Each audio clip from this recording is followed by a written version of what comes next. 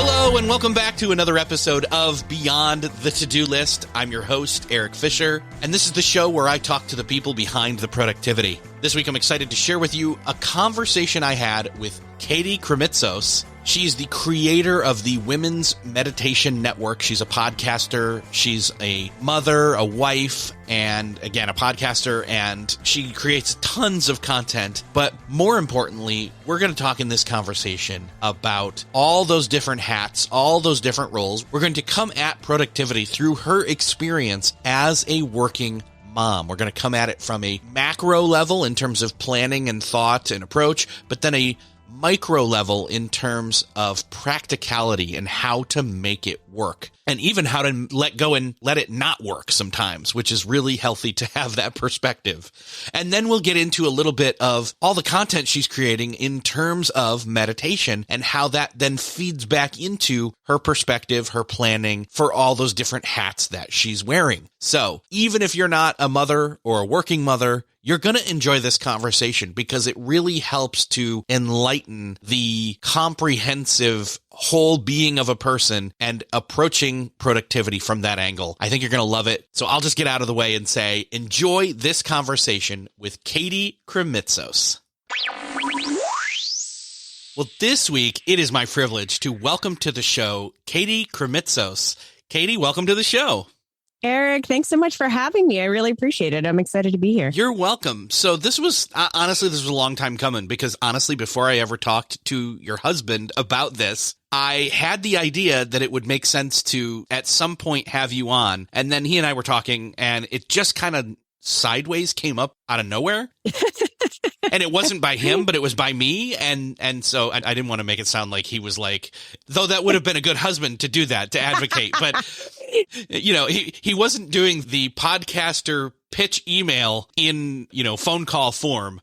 I love it. I just want to cover that base and make sure that this is all on the up and up. And it is. I really did want you to come on. So. Well, I'm grateful, but yes, I feel like it's meant to be. And it's also been a long time coming. Yes. So I would love to start off. Let's just give a little bit of context here. So first and foremost, you have had and still have a podcast. Would you mind maybe sharing a little bit about what that is? Yeah. So I believe when you and I met, oh my gosh, many, many years ago, I had a relatively small podcast called Biz Women Rock. I had that since 2014. It was obviously a business interview show, but 3.5 years ago, I started an entirely new podcast called Meditation for Women and completely let go of the former podcast. And that original meditation podcast was really part of a larger concept that I had for a network, which is called the Women's Meditation Network. So that happened 3.5 years ago because I got pregnant with my second daughter and it just completely jostled everything in my life. And I all of a sudden realized I didn't want to do the former and wanted to do something that was more conducive to having a toddler and an infant and something that could give me more time freedom. And so I very intentionally kind of came up with this idea of a meditation podcast. It was in line with what I kind of really wanted to do in the world. And 3.5 years later, I now have 4 podcasts under that network, and it's continuing to grow and grow. Perfect. Well, you're going to make sure to link up to all of that in the show notes, and we will talk about meditation later. Later.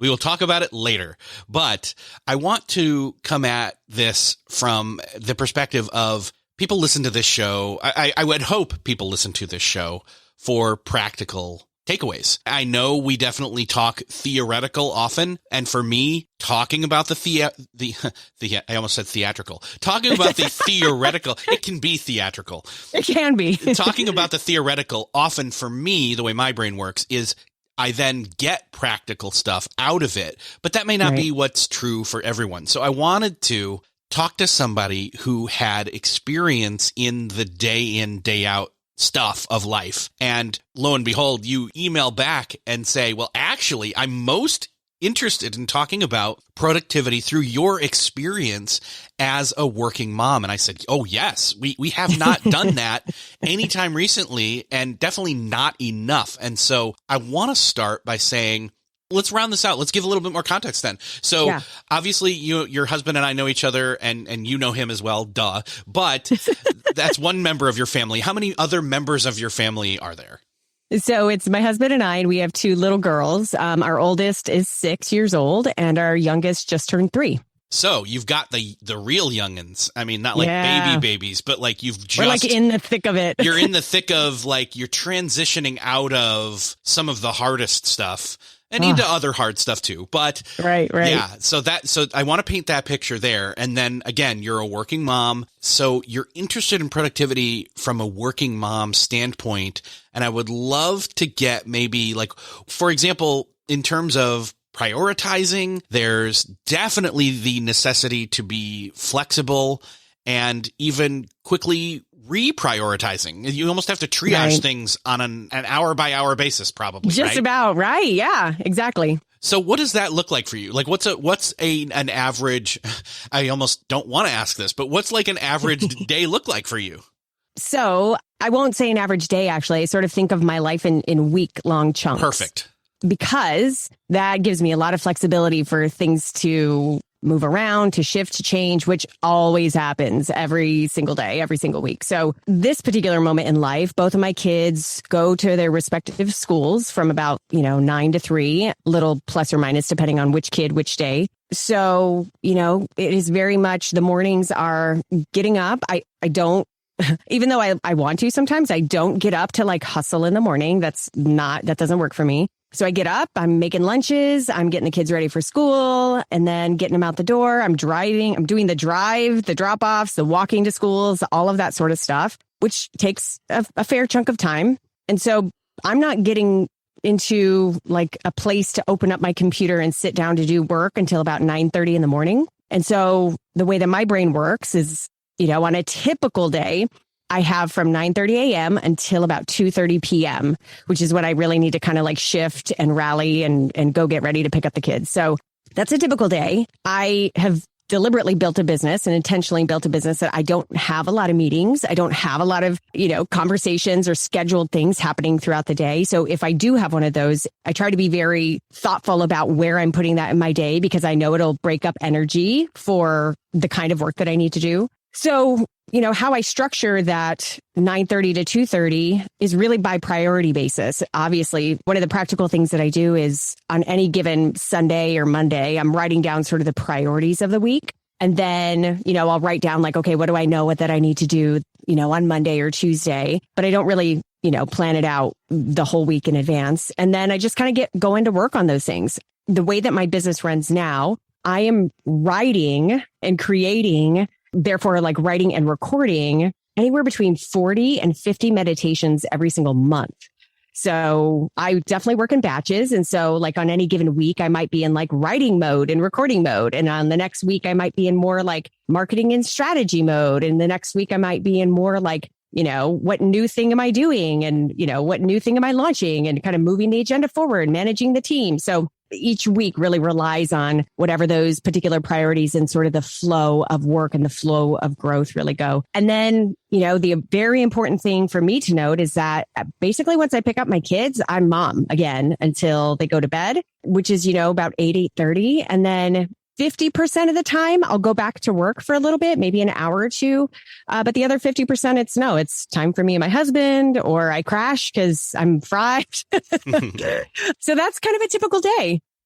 That's awesome. Thank you for that little, it's almost like a macro snapshot in a sense, and that's like a typical week, typical day. I'm glad to hear it comes through when you're talking about this, that you've already pre-thought or done some self-awareness, done some deep dives on when you're best. You're not ruling out getting up early.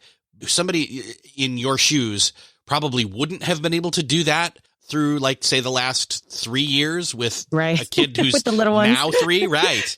And, right.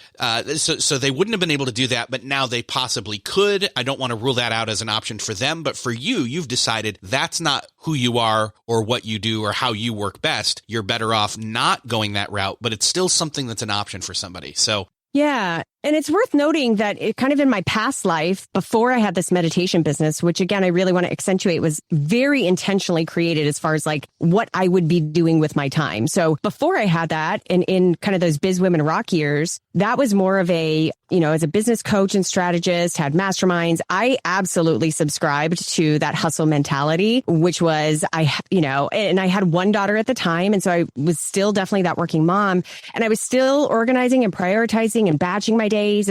But I was definitely like felt in a lot more of a hustle and a movement. And I have to get up at 5 a.m. before she gets up at 7 o'clock so that I could get that day's work done and get it started. And I burnt out of that very, very easily. And it's not that it's wrong, but for me, it didn't feel good. And so I knew in creating this new business model, this new lifestyle, the lifestyle and my values really had to lead and show themselves on my calendar. Mm-hmm. And that's what shines through in that outlining of, that typical day and typical week is you've done all that pre-thinking. And that the pre-thinking isn't necessarily based off you just doing the homework of thinking about it. It's lived experience that you're bringing to the table to shape your decisions and your decision-making process. So very cool. I wanted to go through that and say, okay, this is what it looks like if things are quote normal, but like we all know. What does it look like when life goes sideways? Yeah, exactly. And it's like, so which it always does, right? Exactly. I'm assuming though, that then you also have built-in or, plan B type flexibilities. Yes. To make sure work gets done, but also whatever the emergency, air quotes, can be handled without being too stressful, I hope. Right. Yeah, there's a couple of actually really important components that I have going on in my life right now that are exactly that. So number one is that I'm very, very lucky that my in-laws live about 45 minutes away from us. And it's been our norm over the past couple of years, ever since they've moved here, is that we go up there and basically have like a Saturday family day, like, big fat Greek family day. And then our little ones have like a sleepover there. My in-laws love it. My kids love it. And then Chris and I, primarily, number one important is that we get this like 24-hour date just to like, look each other in the eyes, actually reconnect and spend some quality time together. We are 99% of the time making sure to go out on walks in nature. That's a very big deal for us. And those moments, those weekend time chunks have given me a lot of like free space and energy to like push through whatever sort of, extra work I need to do. Or like if things go sideways during the week, I know that I can rely on X amount of time that I have on the weekends that are going to be kid free, that I know that I could just dive into stuff without interruption. So that's one big component. And then another component is that as my network has grown, my team has grown. And so, case in point, this last November, we were just like a sick germy household. Like, one kid got sinus infection, then the next kid got it. Mommy ended up getting it. Like it just went around. So, my normal sort of quote unquote productive cycle or flow of cycle was definitely thrown off. And so I definitely in those moments had to do my number one priority there is getting my kids healthy and then getting myself healthy. And I can't do that work if those things are not taken care of. And so it was definitely like a resurgence into, delegating even more, trying to get ahead of the game, trying to get that person to help out here, extend a few deadlines, make sure I'm doing like bare minimum type stuff. And I'm very consistently asking myself this question or sort of incorporating this mantra in my life, which is, how can this be easy? How can this be easy? How can this be easy? So anytime I find myself stressing with this pile of work that, feels insurmountable, mostly, in the work area, then I'm constantly asking myself, like, how can this be easy? How can this be easy? And a lot of those other components end up helping out. Sometimes it's asking my husband to be like, hey, I need you to be in charge of bedtime. I need to go away for a few hours before the kids, go to bed, and I need to go write. So sometimes it is asking for those extra time slots. But yeah, those have been huge for me to be able to continue with the momentum and continue with growth and really continue with, I believe, a foundational mindset that I have that's pretty powerful for me, which is just because I am a mom of young kids, I do not have to put the brakes on my business. I can actually accelerate my business and be a super present mom, totally involved, and put all the time and energy into all of these things that I value, and they can all really thrive.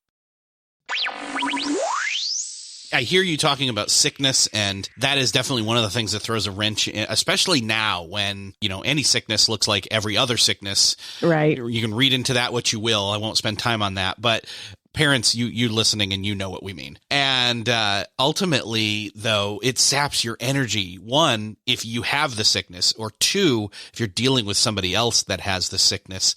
I wonder if you could speak to that in terms of what's the way that you address energy in terms of, obviously, you've already spelled it out and hinted at it a little bit in terms of, past this point in time, I either will go back and do something. The way that you have your days ordered, in other words, and scheduled, you're not burning out, but you're then pausing and or stopping for the day to be smart and rest and actually take care of yourself. But what is maybe your macro level thinking in terms of energy overall? That's a great question. I learned long ago and continue to sort of hone this skill in as I evolve that I can be as optimal as I can possibly dream up if I am willing to match energy to action, if I'm willing to match energy to tasks, to pieces of my life that are important. Meaning, and I'll just give a very practical example of this, Mondays for me, if I were to say, okay, well, I'm going to write, and all day on Mondays, I'm going to have Monday be like a writing day, and I'm just going to bang through a bunch of writing. Well, Mondays come, and it took me one or two times of this to realize this. I'm not in writing mode. Writing mode is a very creative. It feels very slow. It feels like this sometimes very painful energy of grasping these words and creating these little poems of meditations from myself. So it's a very different energy than literally checking things off of a list and feeling very productive and do these more right-brained activities, right? My Mondays feel like I want to get those things done. I want to boom, boom, boom, boom, boom. That's the energy I'm in. That's the attitude that I have. That's the mindset I'm in. And so when I say matching activity with energy, that's what I mean, which is I'm sort of pre-planning a week at a time, knowing where I think my energy is typically going to be, right? So because as we all know, when you're in the energy of creation, for example, this is where batching comes in. You can create a lot because you're in the energy, right? So Eric, I would assume that when you have these conversations and you set up times for people to have these, I would imagine a very wise thing that you do is you sort of batch those conversations, right? You have maybe one after the other, or maybe that day or these 2 days a week are meant for these conversations for the podcast because you're already in that energy. And so it sort of alivens that energy, and they actually help support one another. And so that's where you can actually be incredibly productive. So I'm veering off here, but basically I'm do my best to match up that energy with the activities that I need to do over the week, right? Now, when sickness comes in and energy is shifted and, even though I want to be productive on a Monday, but my kid's home with me because she's got a sinus infection, then I just do my best. And this is something I have had to learn the hard way, is to just let go of my expectations, completely let go. One of my girlfriends has this great saying. She says, I hold my plans in an open palm. So I'm very aware of what my plans are, but I want to hold them in an open palm because when I grasp on and I'm really attached to how they're supposed to go, then everything unravels because they never go that way, right? Or rarely, or it's very likely that they're not going to go the way that you want. So, then it becomes this matter of surrendering to the flow, and coming inside. I'll speak to myself sort of, if I could put a process on this, what I end up doing is I kind of have a check-in with myself and I say, okay, kid's home with me, kid's sick. I actually feel energetic and I know that my kid needs my energy. How can I manage that? What I immediately go to what are the bare bones things I have to get done today? And how can I make sure to get those done? Can I do those during nap time? Can I just be okay with her watching a movie right now while I go do that? What is the bare bones that I need to get done? And then it's sort of this mental game that I play saying, okay, I'm going to shift this energy for finishing all these other things to another day when I think that either she'll be back in school or, now I, need to be able to leave at nighttime to go do this A, B, and C. So, that really 30,000 foot view is definitely constantly making sure I'm doing my best at matching those energies with the activities, even when they change.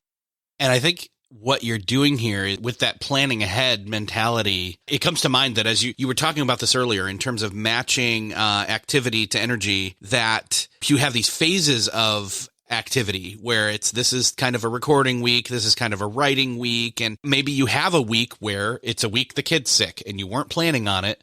And you then say, okay, well, so I'm going to shift the next week, or I'm going to, maybe I will get ahead on writing this week because that's something I actually can do in the midst of, in an interval kind of time while I set them up with something and they're good and they're watching a movie or, whatever. And again, here's the thing. There is no silver bullet here. This is a flexible to what meets your family's needs, whatever your family context is. Exactly. It's weird. The older I get and the more I guess become aligned with like how I work and constantly wanting to work better and more efficiently and more effectively, the more I'm willing to not be as stringent with the organization of it all. Like I have kind of this overriding structure that I believe works well for me. I'm constantly tweaking it, trying to make it better. Like I just trust. I literally say this to myself every single month because every single month's batch of content writing and content, recording is intense. As the network grows, I'm writing more and more. And like, I have felt myself come up and bump up, against that upper limit of of like time. Right. And then shifted, expanded it, bump up against it. So every single month I find myself saying it's all going to get done. It always does. There's always room for the important things. It's all going to get done. It always does. There's always time for the most important things. And I constantly have to tell myself that. So it's actually sounds like a very counterproductive thing. But what I'm doing is actually not worrying about the structure and the organization of, how things are going to get done. Yeah, it's seasonal on a micro level. Mm-hmm. Circumstances shift, energy shifts, the way that you view things shift. It's like the whole work-life balance thing. People think, oh, well, that means everything's always in perfect balance. No, your weight, as you're balancing, your weight shifts from one side to the other and so on. And so don't feel like things are out of whack when things shift. It's normal. Right. Yeah. I watched Oprah many, many years ago kind of explain her theory on exactly that. And she said, if you, work-life quote unquote balance is actually like a Bosu ball, those like half balls that you work out on where like one level is flat and that's the level you're standing on. And then underneath is, that half sphere. She said, you're constantly, you're staying up on the thing. That's the goal, right? But you're constantly like shifting one hip to the left, one hip to the right, moving your hands out. Like, time and energy isn't ever balanced 100% on all accounts. Like it's constantly leaning into one area or the next. And another very practical example of this is that, and this comes from the vantage point of like mom and quality time with my girls. So, as we speak right now, in about 2 weeks, we're leaving to go see my family for the holidays in Arizona. We're in Florida. And so, my business mind is like, okay, we've got 2 weeks. We're on a 2-week countdown. What do I need to get done? I'm in planning for stuff to go live in January right now. So I understand seasonally that if I need to work more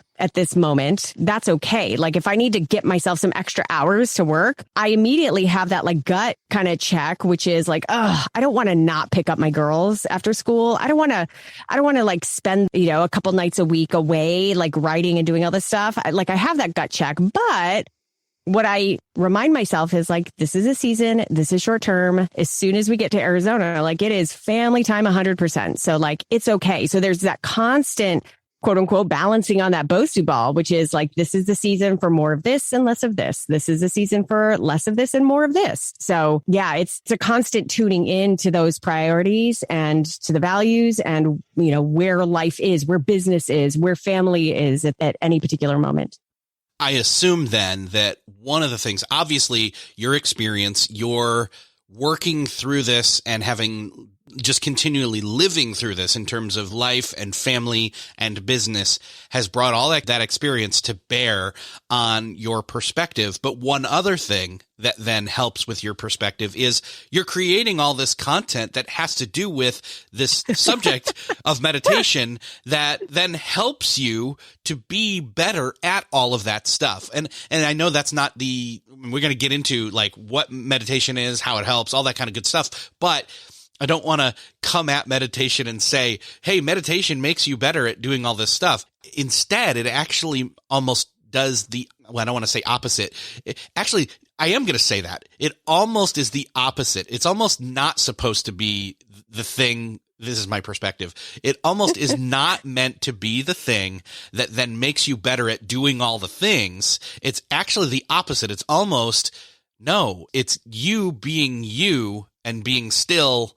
And anyway, I'm butchering this. I want to let you talk, but I just want to, in other words, I don't want to, what I didn't want to do is set up meditation as this ultimate like hustle hack. It's not. No. So there you go. I mean, it can, you can use it intentionally sure. for productivity. Absolutely. But I mean, just to sort of like come back to that, my life, the way it's lived and, kind of the motion in which it happens gives me tons of content.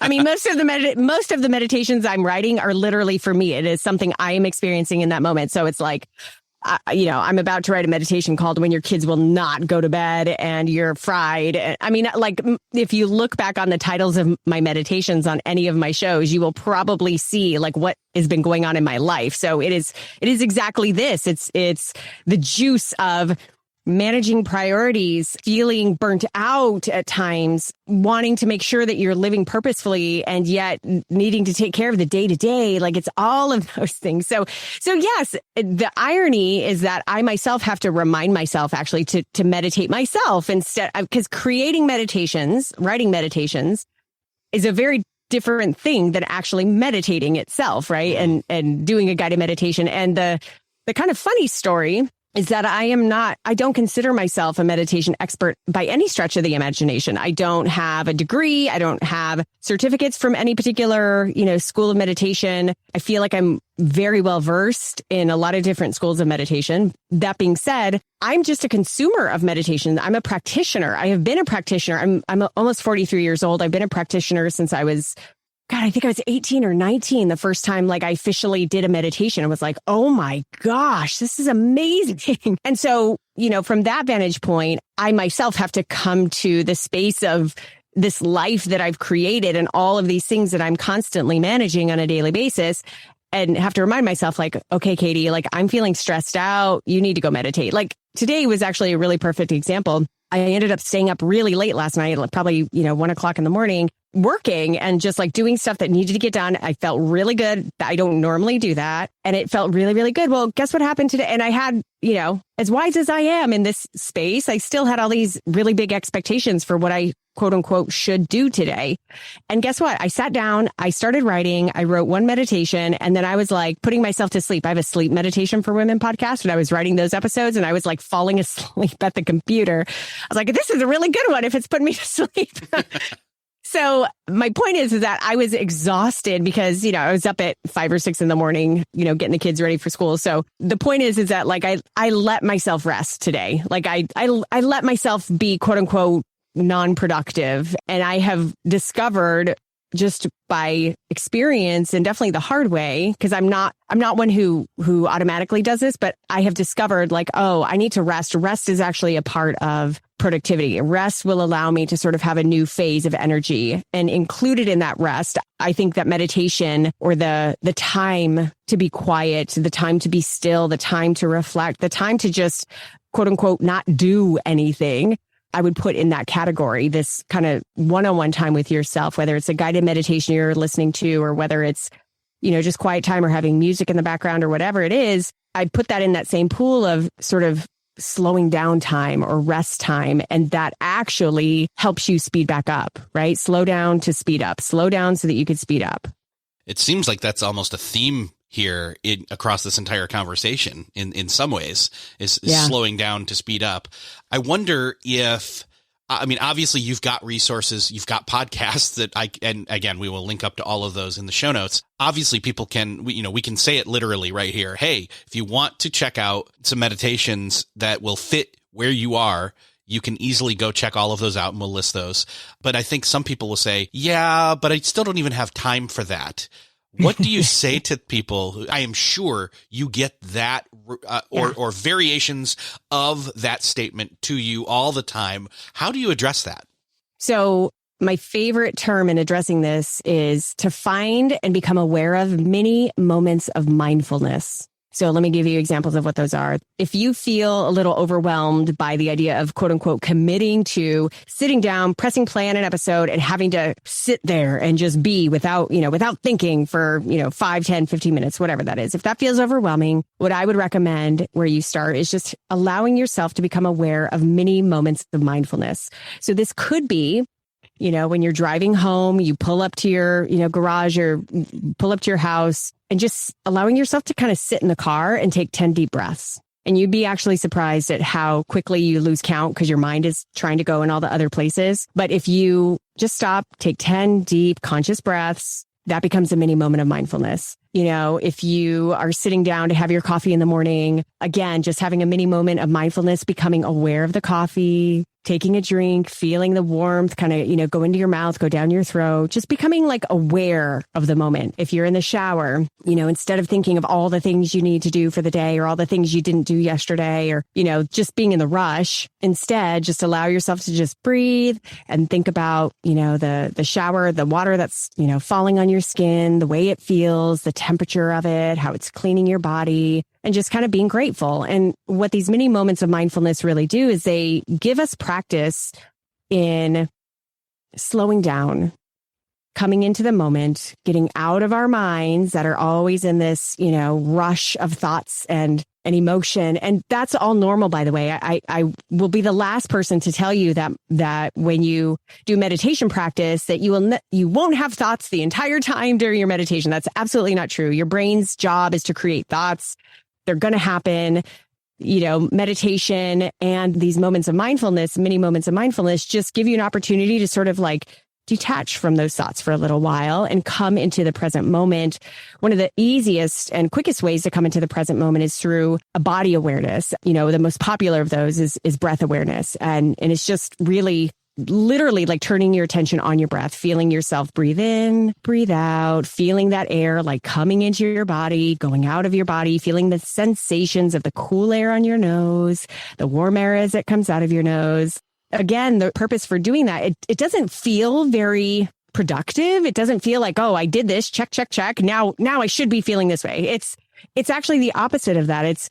It's really just coming into the moment. And when you come into the moment, you are less likely to be entangled in your thoughts and all the to-dos. And it just gives us like mini breath of separation between the thoughts that are constantly going on and this being in this moment and this presence that you are. And when you start practicing that, you actually start practicing this really amazing and incredibly empowering thing called awareness of separation of thoughts, meaning you are not your thoughts. You are separate from your thoughts. And meditation becomes a really powerful way to practice sort of dissolving those thoughts. And even in these moments of mindfulness, you just start seeing that separation. The power of that separation is understanding that you actually don't need to do what your thoughts are telling you. You actually, this being, this soul called Eric, gets to discern for yourself what thoughts you choose to keep and what thoughts you choose to dissolve and let them ride on by like the clouds. And it becomes incredibly empowering.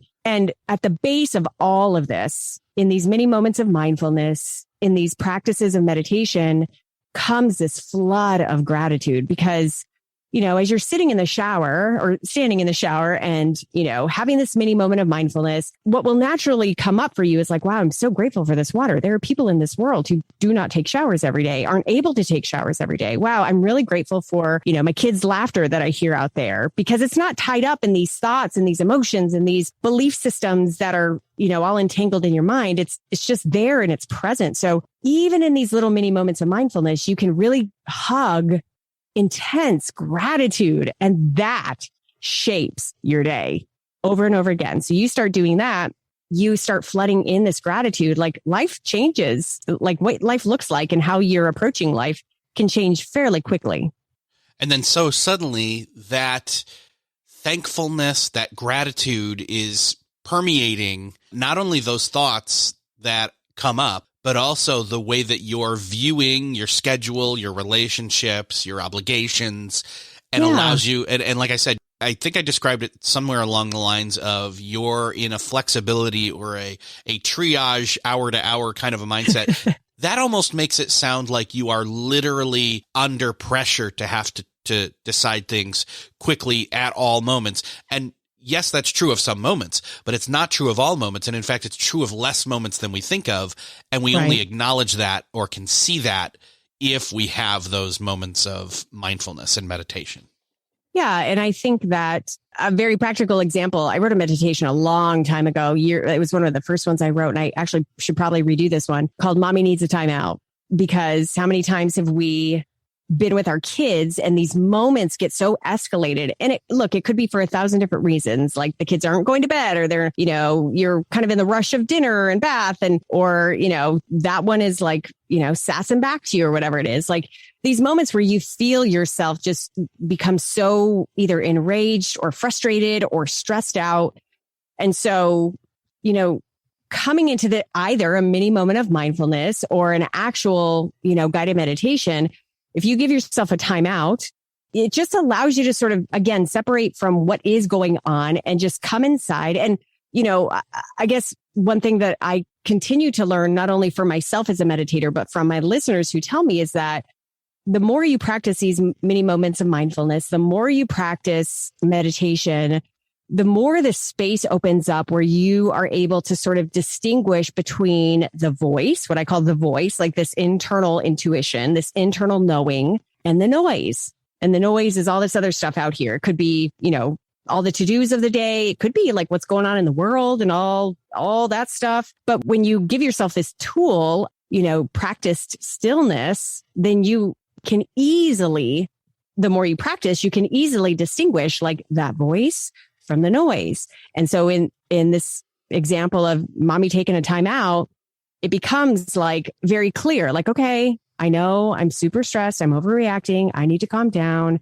Let me breathe. What does my kid need right now? What do I need right now? How can we resolve this? How can we be peaceful? What is needed? And so you start seeing things very clearly. Stop acting out of ego or reaction, and you start taking action from a space of true, authentic self. That gets really powerful when you want to talk about how to shape your life. Well, yeah. And the practicing of that, it's a skill set. It's a muscle kind of mentality. Yes. And so the more you do it, the more you become better at doing it without struggling to get to that place of being able to step into that perspective, in other words. Yeah. And to be honest, that's where I'm at. I feel like I've gotten better, but I'm not like, I wouldn't claim to be amazing at it, but I am definitely not the person I used to be when it comes to something happens. It's small. It ticks me off, and the anger just flares. And it's only through having spent time in those moments and practicing and putting up systems and things that, and saying no and having boundaries and all of that. But then alongside of that, it's almost like meditation's the soul, and productivity, the structures and plans and all those kinds of things, and doing them the right way and doing them properly for me is like the body. Yes. I'm so glad you said that and gave that metaphor for it, because, really what this all comes down to for me, if we want to put this into the practicalities of productivity and organizing your life in a way that allows you to be optimal in all the areas of your life that are important to you, getting the things done, being quote unquote successful. In my humble opinion, it all comes from inside. Now, I'm going to say this very loosely. Meditation is one of the many tools that you can use to listen to that voice. My husband is not the type of meditator I am. He's outside. He's on walks in nature. That is his mode of meditation. That's a very valid mode of meditation. There are people who listen to music, and that's like their meditation. There are people who, exercise, and that's their mode of meditation. So I say this because, Eric, just like you alluded to, it is a practice. And the more and more you practice sort of getting in tune with self, and you do that by creating space, practicing this art of finding stillness, you hear that voice of your true self louder and louder. And that voice is actually the one that tells you, this is what I need to do to have boundaries. This is what I need to do to get the things done that are important to me. This is what I need to do to be flexible. So, when I said earlier that like, I don't get too caught up in like the crazy organization of how I'm going to do everything. This is really the reason why, because I have so much trust and faith in my internal voice that basically tells me what to do in any given moment. And I'm very conscious of listening to her. I don't always, I absolutely, make some bad choices sometimes, or choices that just don't turn out to be, weren't like soul led, if you will, but it is a muscle. We have to keep on practicing and like, hey, I think this is the right answer. I think this is the right thing to do. Let me try that. And the more that you practice listening to that voice and therefore embody those quote unquote, structures of productivity, of doing the things that are important to you, the more faith you have in that voice and the more willing you are to trust her or him and therefore keep moving along in the way that best suits you. And so that equation that works best for your life. So for example, mine is like kind of an underlying structure of how I get things done. But then there's a lot of like gray area. There's a lot of room for flexibility. That works for me in this particular season of my life. It didn't work for me 5 years ago, and I'm sure I'll be different 5 years from now. So as you alluded to, it's really just the willingness to practice, the willingness to strengthen that muscle and to keep on listening so that you're really creating your life from the inside out. Yeah. I don't really want to belabor the point. I really think people ought to, if they have tried it, try it again, because a lot of people, they'll try something and then they'll give up. I really think this is one of those key things that people need to give it unlimited chances, because and I love the fact that you were listing off all these other various forms that can be meditation for people who can't sit still on a pillow, like, standard, stereotype of just sit there and put your fingers together and hold them up. And that's not it. I mean, well, it can be, but it doesn't have to be. It's not what it looks like for me. And I want to make sure to break the wall here. Like, I am not a daily meditator. I don't meditate with, incense burning and my legs crossed and my fingers touching. Like, that is not what my meditation looks like. So my meditation practice varies and depending on what I need. And, it can for you too. So it's just the matter of desiring an opportunity to practice that stillness. And again, so I want to give the other option, we've mentioned it a few times, is definitely to go and check out all the different varieties of things that you have going on in terms of your shows, and more coming. I cannot believe that you've got as many as you've got, and you're cranking as much as you are, and you're adding to it. So yeah, it's so funny, in the larger conversation of sort of this working mother or working parent, and really wanting to shatter the boundaries of what people think is possible there. Most importantly, my own expectations and my own limiting beliefs is what's possible. Like, I'm constantly trying to push up against that and say, like, no, I want to grow. Right now, I'm 4 shows. Over the next couple of weeks, I'm launching 2 more shows. In the new year, I'm launching 2 more shows. So like, okay, how can I go from a network of 4 shows to, 8 shows and 10 shows and maybe 20 shows and still sort of work a 30-hour week, which is about what I do now. Like, how is that possible? That's always the question. How is that possible? And again, coming into that stillness oftentimes gives me those answers. I think if somebody asks, how do you maintain the same work hours but get more done? I think there's a show for people to listen to about that. It's called Beyond the To-Do List. Beyond, all of your answers are here. The very practical stuff. Yes. Very practical, because that's where the rubber meets the road, right? Like, it's definitely this mentality. It's definitely listening to your inner intuition to tell you what to do, but it then becomes the real practical answers of, hiring the team and delegating and thinking big and making efficient choices and all that sort of stuff. So yeah, there is a library of all of those answers here for you. Yes. Well, and so in that mode, where can people go to find your library of podcasts? Yeah. So whatever podcast player you're listening to now, just go type in Meditation for Women and all 4 shows will come up. Meditation for Women, which is the original, which sort of has it's like the buffet of all the different types that I have. And then I have sleep meditation for women. I have morning meditation for women. And then I have sleep sounds. So any one of those, all of those, you're welcome to listen. They're all for free on your podcast player. Awesome. That is awesome. I am so excited to, 1, share this with people, and 2, point people over there and I think even install a podcast player on my wife's phone at this point. So Katie, it's been awesome talking with you. We will definitely have you back on in the future, but for now, we will point everybody over to where you just suggested, and it's listed all in the show notes. Go check it out. Thank you so much for talking with me. Eric, thank you so much. It has been such a pleasure. I really, really appreciate it. Well, that's another podcast crossed off your listening to-do list. I hope that you enjoyed listening in on this conversation with Katie. I know that I was really thrilled to have a conversation with her finally. And I hope that you're walking away with a little bit more of a perspective on productivity and meditation. Not only that, but I really hope that you got something out of this that is applicable to yourself in terms of doing the homework, bringing bare your experience and expertise that you already have to planning your life out better and all the different things that have to be shuffled because there's so many hats to wear. If you found this conversation helpful, I would love for you to do me the favor of sharing it with somebody you know needs to hear it. You can do that very easily by just hitting the share button on the podcast player app of choice, or go to the show notes for this episode at beyondthetodolist.com. Hit share from there. And I just want to say thank you so much if you just shared the show. That is so helpful. I appreciate everybody who lets me know that they've done that. Thank you so much for sharing. Thank you for listening. And I will see you next episode.